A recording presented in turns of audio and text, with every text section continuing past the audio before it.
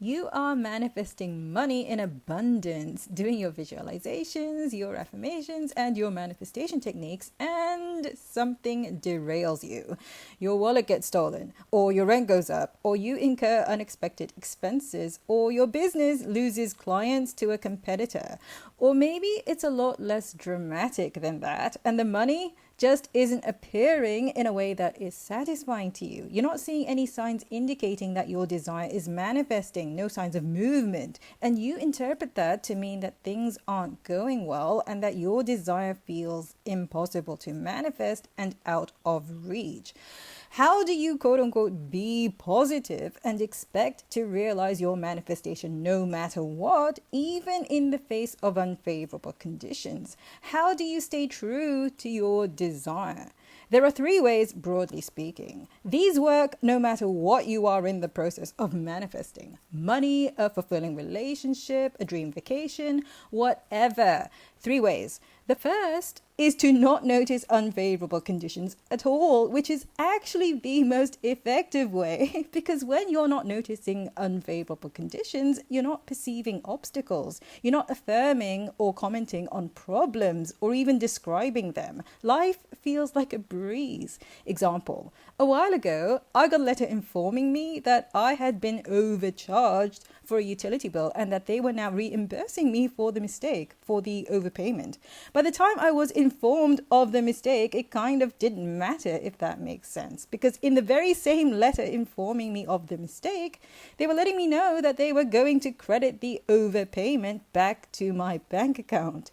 Being overcharged was a less than ideal situation. I wouldn't have been happy about it if I had known about it at the time, but I didn't.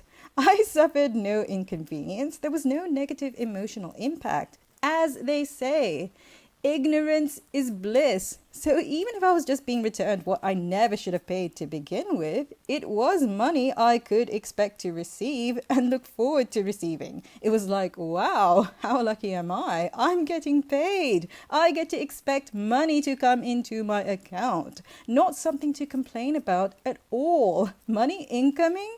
Always good to know. So that's the first method. Be blissfully unaware of the so-called bad stuff and enjoy the feeling of receiving all of the good stuff. And if it's too late because you've already noticed an unfavorable condition, then the second method is to notice the unfavorable condition without being emotionally disturbed by it. You can be aware of conditions that are unfavorable, know that they are there and that they are what they are, and remain unfazed. You can allow the emotional impact of what you know, that conditions are unfavorable, to be zero, or at least minimal, inconsequential. You can be aware of conditions that are unfavorable without allowing them to hijack your attention and your emotional energy, in other words. So basically, your only job is not to worry. Your only job is not to worry. What a price to pay. What a chore, right? Okay, but how do you not worry when physical reality is so displeasing, so disappointing? How do you not freak out when things aren't how you want them to be? The key is to know that physical reality is old. By the time you've noticed a condition, it's already old. It's the manifestation of past energy. So the question is, what are you now creating? What are you now making real? Because the really real reality lies in your current state of consciousness, your current mood, your current focus of attention, your current energy. To know this is enough. You don't need to explain it to other people, and you definitely don't need to get into debates with them about it. To know the truth of the really real is enough. Other people are creating their own realities. Leave that to them and mind your own business. Mind your own energy, your own consciousness. The most common way people lose their footing and lose their focus is by obsessively checking 3D reality for results and by saying things like, well, I am positive, I have been positive, but I'm not seeing the results I expected. They keep falling into the trap of observing what is old instead of staying faithful to pure desire. Insisting upon outcomes is not allowing your desire. Insisting upon outcomes is not surrendering to the present moment. The more you insist and demand and hold on, the more you resist.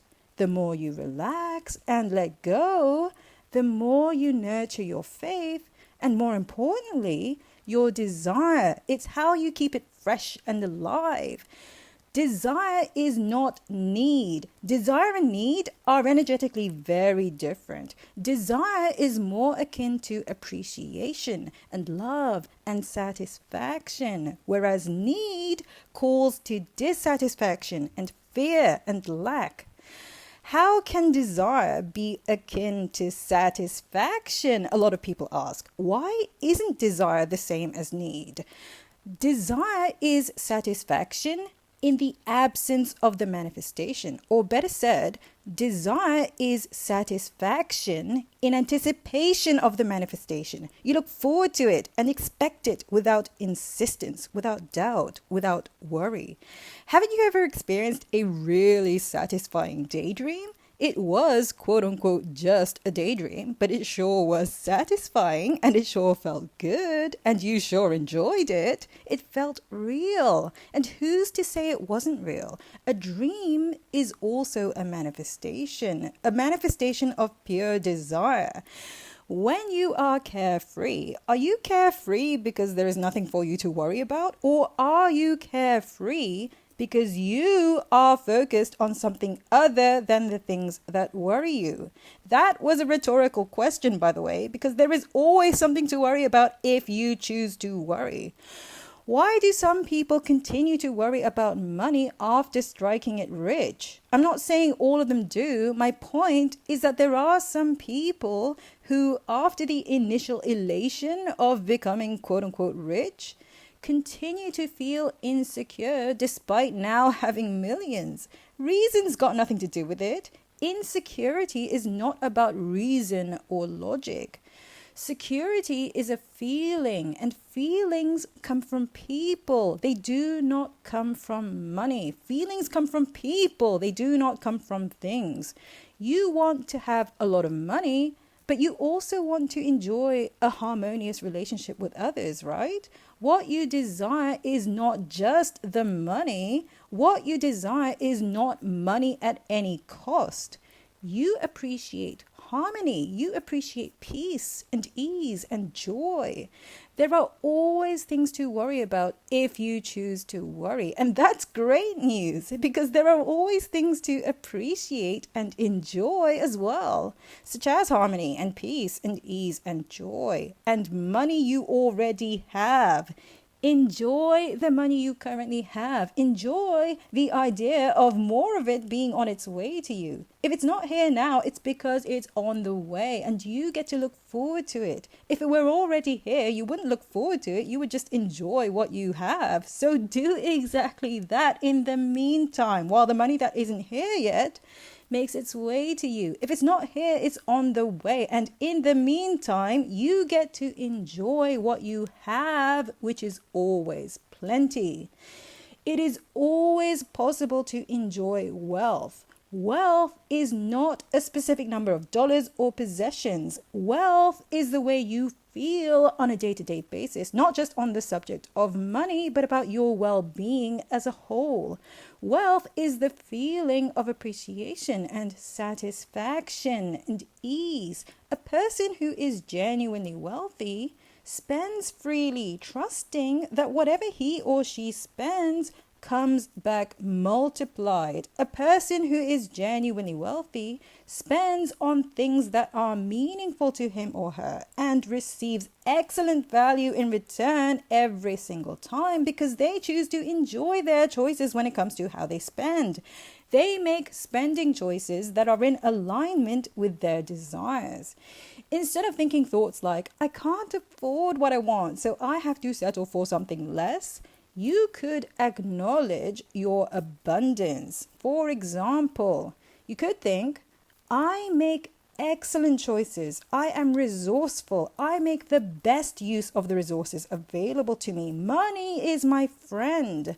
I receive excellent value in return for every dollar I spend. I am pleased with the value I receive by spending my money. What I spend, I receive. And what I receive, I spend. I am a receiver and spender of money.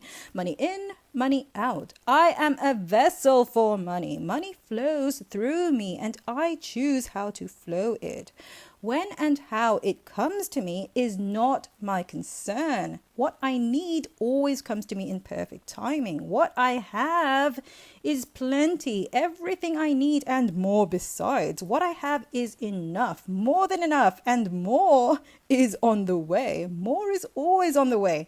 Not because I need it, but because my desires are without limits. I am a chooser, a preferer. I choose in alignment with my desires, and the universe responds by bringing me any and all of the appropriate resources. I choose what I prefer for no other reason than because I prefer it. When you get really good, really good at being untroubled by unfavorable conditions, you start to just assume that even unfavorable conditions are actually favorable, which happens to be the third method. Method number 3 of being steady in your positive energy.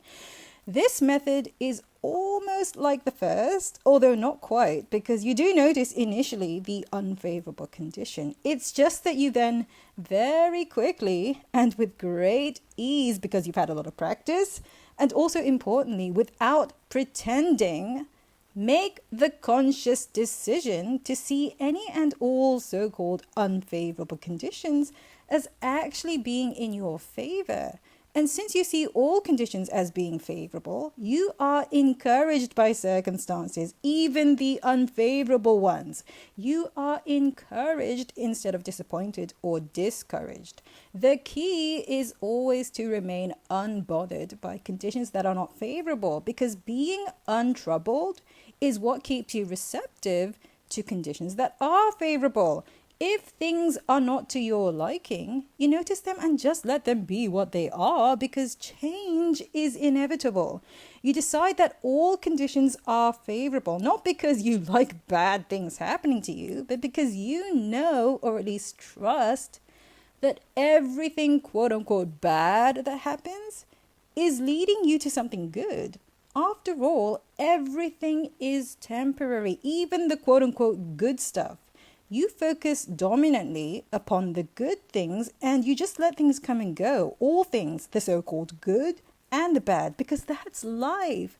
Nothing is forever except change itself.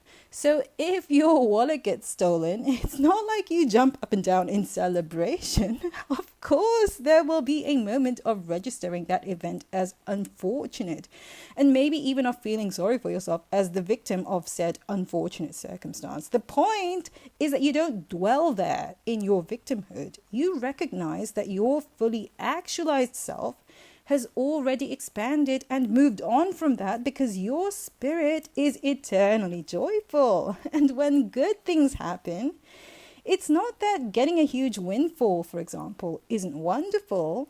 It's just that, again, it is temporary and you will desire more. The question isn't how do I get the money? It isn't when will the money get here? Why isn't it here yet? Questions of when and how are not your concern. You don't have to know the when or the how. You might think you need to know, but you don't. You don't have to know. You don't have to know the when or the how. Higher consciousness knows. The universe knows. Source energy knows. That's enough. The question is, how do I allow? How do I trust? How do I desire without doubting it will manifest? How do I desire without insisting upon specific outcomes? How do I desire without resistance? How do I feel fulfilled now in the absence of the physical manifestation? And it's never by looking to the already manifested outer reality. It's never by looking to the external physical world. It's always by going within and looking inward to the source of creation, which is non-physical. Always. It's by focusing on the dream, the desire, and holding it steady in your vision in a way that feels good to you.